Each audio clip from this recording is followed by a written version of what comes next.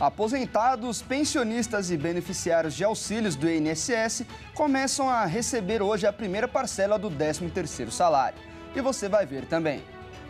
Presidente Lula determinou a demissão do presidente do INSS por suposto esquema de corrupção. Defesa Civil de São Paulo emitiu alerta para fortes chuvas em várias partes do estado. E ainda, noite de Libertadores e Sul-Americana conta com times brasileiros na disputa. Tudo isso você confere a partir de agora no Redação Hit. Olá, bom dia. Sejam todos muito bem-vindos a mais uma edição do Redação Hit. Agora são 11 horas e 30 minutos pelo horário de Brasília. Eu trago as principais notícias dessa quinta-feira para te manter muito bem informado. E olha só, os aposentados, pensionistas e os beneficiários de auxílios do INSS começam a receber hoje a primeira parcela do 13º salário. A antecipação vai injetar mais de 70 bilhões de reais na economia brasileira. Vamos ver.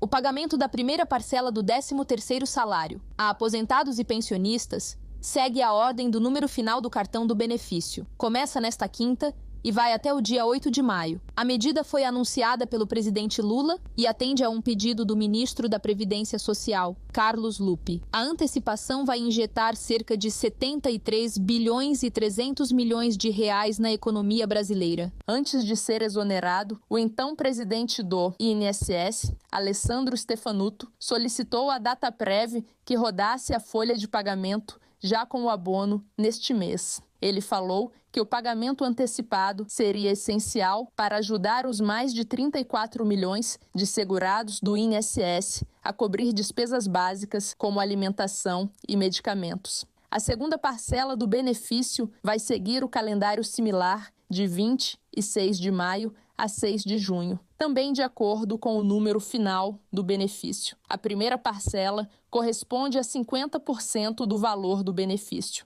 A segunda parcela pode vir com descontos de imposto de renda, caso o beneficiário seja contribuinte. A exoneração do presidente do Instituto Nacional do Seguro Social, Alessandro Stefanuto, já foi publicada em edição extra do Diário Oficial da União. Stefanuto é um dos investigados por suspeita de envolvimento em esquema de descontos não autorizados nos benefícios de aposentados e pensionistas. O presidente Lula determinou nesta quarta-feira a demissão do presidente do Instituto Nacional do Seguro Social, o INSS, Alessandro Stefanuto, um dos investigados da Operação Sem Desconto, deflagrada pela Polícia Federal e a Controladoria Geral da União. A investigação é sobre um suposto esquema de corrupção com base em descontos ilegais de aposentados e pensionistas do INSS. 6 funcionários públicos foram afastados após a detecção de pagamentos não autorizados em recibos de aposentados para associações e sindicatos. A investigação se concentra em 6,3 bilhões de reais descontados entre 2019 e 2024 em suposta cumplicidade com funcionários do INSS. Uma boa parte, ainda indeterminada, desse montante teria sido descontada de forma ilícita. A Polícia Federal executou nesta quarta-feira mais de 200 ordens de busca e apreensão, 6 detenções e sequestros de bens de mais de R$ 1 bilhão. Pessoas naquela que é chamada a melhor idade, a fase adiantada da vida, foram vítimas fáceis de criminosos que se apropriaram das pensões e também das aposentadorias. E o que fazer agora? Será que todos sabem o que foram ou quanto foram lesados? É o que significa, sobretudo, a exoneração solicitada pelo presidente Lula? Bom, por isso nós vamos conversar agora com o advogado especialista em direito previdenciário, Douglerson Santos. Doutor, bom dia, seja muito bem-vindo. Bom dia, Fernando, bom dia a todos os telespectadores da Hit TV. E doutor, olha só, Stefanuto, por ser um funcionário público concursado, ele foi afastado do cargo e depois pediu demissão. O fato de ter sido exonerado muda algo? Agora, direcionado sobretudo àqueles que foram lesados, os aposentados e pensionistas, como saber se houve desconto indevido? Vamos começar, então, pela situação, né, do presidente da exoneração. Fernando, realmente é muito cedo para a gente entender um pouquinho até que ponto né? Cada um tem responsabilidade pelo que foi divulgado ontem nessa operação. É lógico que agora realmente vai começar a identificar a participação de cada um, mas de toda forma, pelo menos a questão da negligência já fica realmente comprovada, tendo em vista realmente que o número de milhões de aposentados realmente tiveram descontos indevidos. Ele, como, né, o responsável pela pasta, então não tem como realmente ser eximida a questão, né, da sua responsabilidade administrativa. E agora realmente será feita uma investigação que ainda está em segredo de justiça para ver realmente se tem responsabilidade penal, criminal e qualquer outra que seja, tá? Então a sua exoneração realmente não vai eximi-lo dessas responsabilidades.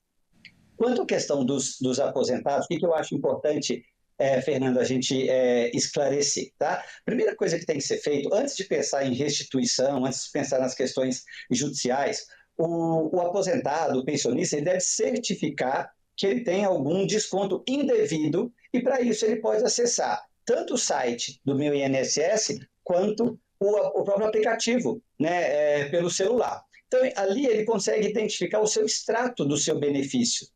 E no extrato tem identificado todos os descontos. Então, ele tem que realmente ver se tem algum desconto, tá certo? E se tem o desconto, aí ele tem que realmente puxar pela memória, porque nem todos os descontos são indevidos. Ele tem que ver se tem algum desconto lá, mesmo do crédito consignado, vai ter lá realmente essa associação de mensalidade, uma mensalidade associativa. Então, se ele tem realmente esse desconto e ele não autorizou o desconto, aí sim ele se enquadra dentre esses que foram prejudicados. Então, ele tem que fazer realmente esse exercício duplo, verificar realmente se tem o desconto e, a partir daí, ver se esse desconto é ou não ilícito. Porque essas associações, Fernando, elas são teoricamente, todas lícitas. São mais ou menos 29 hoje, quase 30 associações que têm acordo de cooperação e que podem prestar esse serviço.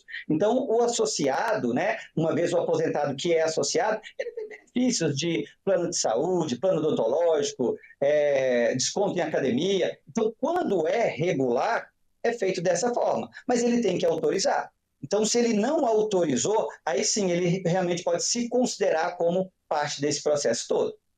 Tá certo. E caso o aposentado ou pensionista queira o estorno de descontos indevidos, é possível?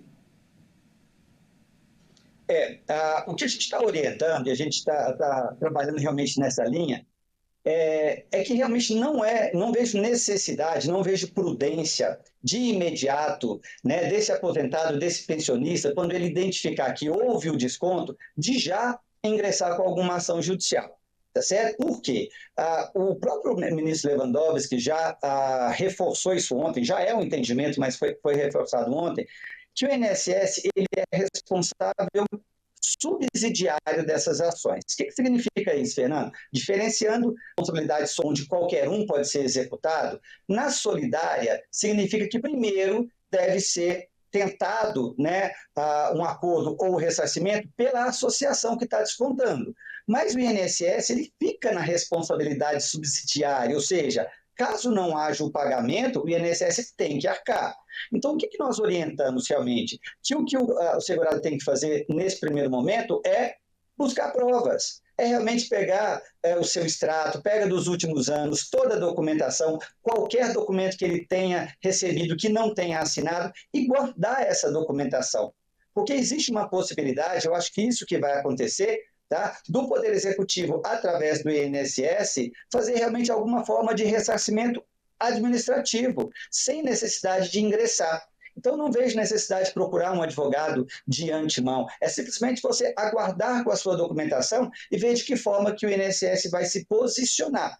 Tá certo? Então, esse seria a orientação do primeiro momento. É claro que o segurado, que o pensionista, que o aposentado tem direito ao ressarcimento. E se não for proposta realmente alguma medida administrativa, aí sim, realmente com a prova que ele tem retirado do próprio sistema, ele pode ingressar com uma ação para restituição. Geralmente, nós temos jurisprudência nesse sentido, é feito um pagamento em dobro, existe possibilidade de dano moral em relação a esse desconto indevido, tá? Mas o que se espera realmente pela pressão popular, pela pressão midiática e pela responsabilidade até mesmo moral que o Estado tem nesse caso, que se faça realmente alguma possibilidade de ressarcimento administrativo.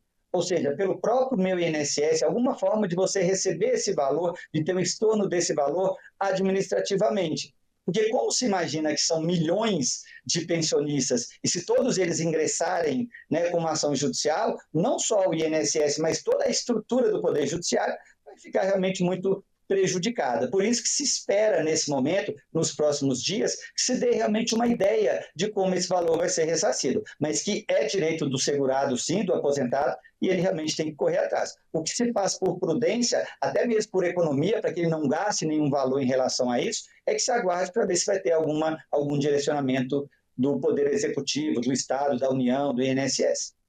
Tá certo, doutor. E eu vou pedir agora para o senhor explicar de forma simplificada para aquele senhorzinho que, por exemplo, percebeu um desconto indevido de R$40, por exemplo, como ele deve agir? Qual deve ser o procedimento a ser seguido por esse senhorzinho? Fernando, ótima pergunta. Acho que todo aposentado vai ter que fazer esse dever de casa agora, tá? Ele realmente vai entrar lá ou no site do meu INSS ou no aplicativo do meu INSS. Caso ele tenha dificuldade, esse procedimento que eu vou falar aqui agora também pode ser feito pelo 135. Então, as pessoas que realmente têm menos familiaridade, mais dificuldade, pode fazer pelo 135, vai esperar uma fila, porque está todo mundo fazendo isso nesse momento. Mas o que ele tem que fazer? Ele tem que ir lá realmente de cara, de imediata orientação, bloqueio, ele pode fazer no próprio celular. Então ele vai entrar no meu INSS, então ele entra pela senha Gov, por isso que se ele não tiver, ele vai no 135, mas se ele tiver esse acesso, ele entra lá no aplicativo do meu INSS e lá no campo do navegador, ele já pode colocar lá associação, qualquer palavra-chave, associação, mensalidade, exclusão, todas essas palavras já vão identificar realmente qual é o contrato, qual que é o valor da mensalidade que ele paga. E ali mesmo tem uma possibilidade de você clicar lá no botãozinho lá de exclusão de mensalidade. Então, com isso, com essa ferramenta, ele já vai estar excluindo essa mensalidade até que seja apurado realmente, ainda que ele participe. A orientação que se faz agora é exclua. Ninguém é obrigado a se manter numa associação por uma previsão constitucional. Então, você vai excluir essa mensalidade. Caso ele entenda que foi uma situação regular, ele pode se associar novamente, nada impede, não tem nenhum tipo de prejuízo. Então, é realmente fiscalizar se há esse desconto. Se ele tem dúvida se é regular, se não é regular, isso independe. O que ele deve fazer, e ele pode fazer isso de forma simples, né, pelo celular mesmo, pelo aplicativo, é já excluir. Tá certo? Esperar realmente a poeira baixar, como se diz, esperar realmente quais são as informações do desenvolvimento dessa operação, e aí se ele achar que aquela associação era vantajosa para ele, pelos benefícios que ele tinha, ele mantém, tá certo? Mas o que se recomenda agora é excluir, tá certo? Excluir para esperar realmente os próximos passos. Isso ele pode fazer sem nenhum tipo de autorização, seja do INSS e seja da própria associação.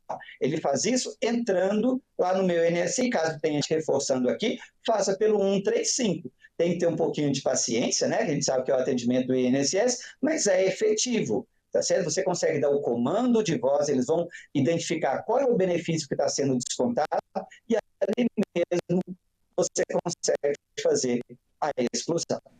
Perfeito, doutor. Eu quero agradecer demais a sua participação. Tenho certeza que o nosso público entendeu todas as informações. Nós acabamos de conversar com um advogado especialista em direito previdenciário, Douglerson Santos. Doutor, uma ótima quinta-feira para você e até mais. Ótima quinta-feira para você também, Fernando, e abraço a todos os telespectadores. Um grande abraço. E olha só, os servidores federais são suspeitos de receber um auxílio-saúde de forma irregular. Uma auditoria da Controladoria Geral da União encontrou indícios de que o benefício do governo federal estaria sendo pago para despesas médicas de parentes já mortos. A equipe técnica da Controladoria Geral da União cruzou dados de dependentes de funcionários públicos e descobriu que pelo menos 1.405 servidores federais receberam auxílio-saúde de maneira irregular. O valor era destinado a bancar despesas médicas de parentes. Mas esses familiares já tinham falecido. Informações estão em relatório de auditorias feitas por técnicos da CGU, no Ministério de Gestão e Inovação em Serviços Públicos. O grupo analisou dados de 2023 sobre os pagamentos do benefício e as conclusões do trabalho foram publicadas pelo órgão na semana passada. Fragilidade no controle do pagamento. Não identifica óbitos de dependentes de benefício. Com isso, fica a cargo do próprio funcionário informar o falecimento do dependente ao setor em que trabalha. Com isso, a CGU recomendou que o Ministério implemente um sistema para identificar dependentes mortos dos beneficiários. O órgão sugeriu que a pasta passe a fazer cruzamentos de várias bases de dados, como o Sistema de Informação sobre Mortalidade, para atestar as mortes e fazer a interrupção dos pagamentos. Segundo a Controladoria Geral da União, em 2023, o governo gastou 42,5 milhões com auxílio saúde. Além dos parentes falecidos, a auditoria também descobriu mais de 12.600 servidores recebendo o benefício fora das regras.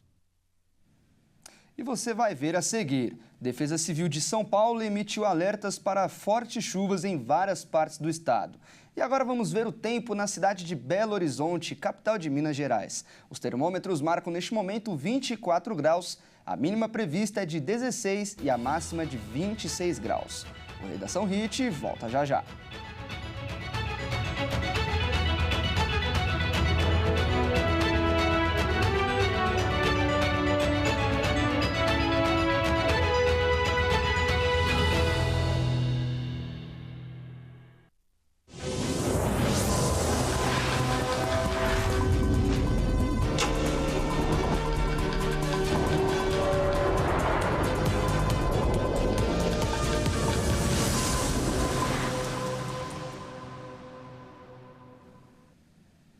Nós estamos de volta com mais notícias, agora são 11 horas e 50 minutos pelo horário de Brasília. Nós vamos falar agora sobre o clima.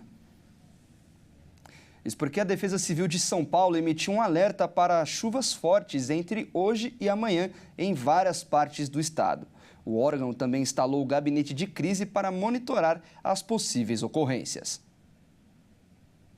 A Defesa Civil de São Paulo informou que, ao risco de tempestades, rajadas de vento e até queda de granizo. As instabilidades são provocadas por um sistema de baixa pressão no interior do continente e a passagem de uma frente fria pelo oceano.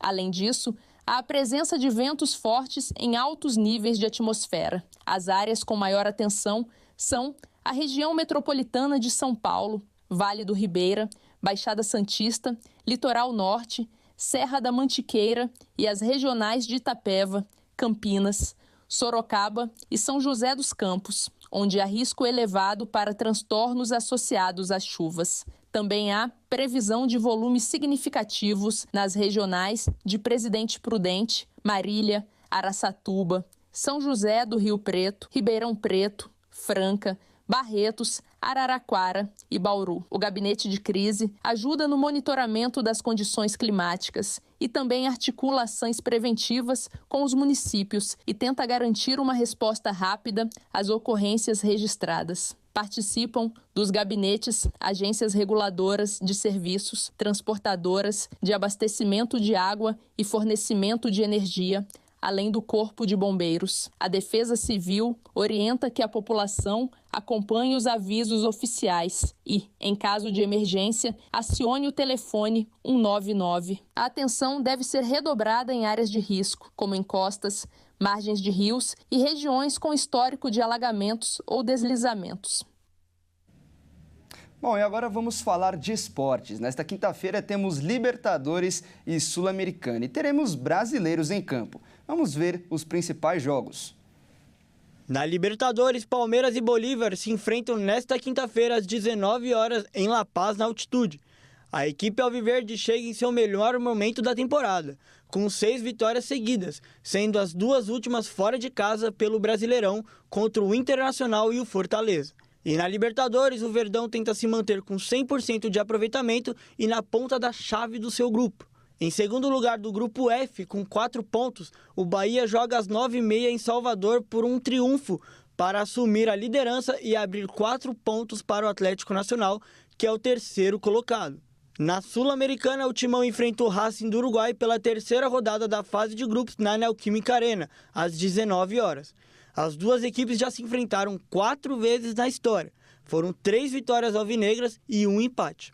Já o Cruzeiro está em uma situação complicada. A Raposa vai a campo contra o Palestino no Chile, extremamente pressionada, já que perdeu os 2 primeiros jogos da competição. E agora precisa da vitória. O time comandado pelo Leonardo Jardim é o atual lanterna do grupo E e está a 6 pontos do líder. A derrota para o Red Bull Bragantino no último final de semana piorou ainda mais o ambiente. E nesta edição de hoje vamos conhecer a segunda maior cidade de Portugal, Porto. Isso porque hoje moradores da região e dos arredores de Porto vão ter a oportunidade de participar de um culto ministrado pelo missionário R.R. Soares. O evento faz parte da campanha internacional Acende uma Luz. Vamos ver. Uma das cidades mais antigas da Europa, situada na região norte do país, às margens do Rio Douro, Porto é conhecida pelo seu charme histórico, arquitetura marcante se tornando um destino encantador, que mistura tradição e modernidade. Seu nome até inspirou o próprio nome de Portugal, mostrando como o Porto foi e ainda é essencial para a identidade nacional portuguesa. E antes de encerrarmos, vamos com uma câmera ao vivo da cidade de Porto, em Portugal.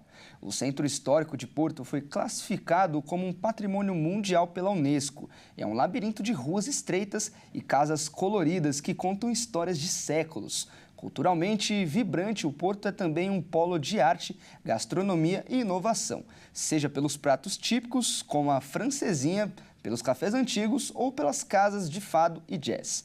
A cidade oferece também uma experiência autêntica e acolhedora, com uma atmosfera única onde o passado e o presente convivem em harmonia. O Porto é mais do que um destino turístico, é uma cidade para se viver e sentir. E esta edição fica por aqui, eu agradeço demais a sua companhia. Continue ligado na nossa programação. Ótima quinta-feira para você e até mais!